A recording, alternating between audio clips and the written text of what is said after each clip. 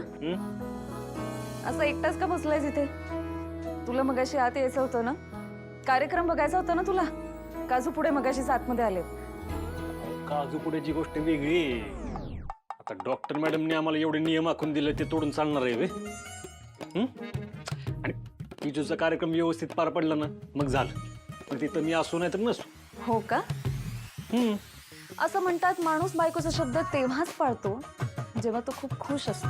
खुश आहेच मी doctor madam. मी तुमचा शब्द सतत पाळत असतो. हा पण तेजूच्या कार्यक्रमामुळे नवीन पाहुण्यांची ओढ जास्त वाटायला लागली.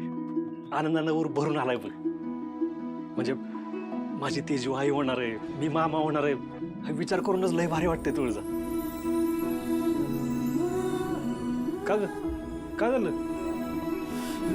काही नाही सूर्या, हा आनंद, हे सुख बघितलं ना की कुटुंबाचं महत्त्व कळतं मला. प्रत्येकाच्या आयुष्यात अशी प्रेम करणारी माणसं नसतात ना.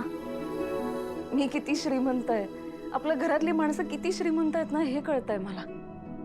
पण या सगळ्या आनंदातनं एक वेगळीच हुरहुर लागली रे माझ्या मनाला. कसली हुरहुर?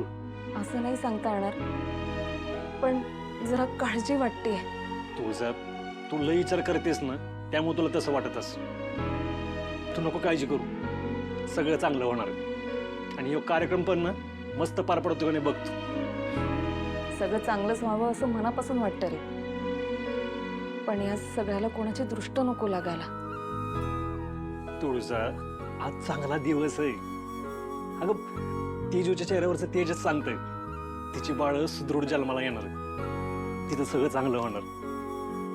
तू आता नाही ते विचार नको म्हणत अनुस. वहिनी, हा आले.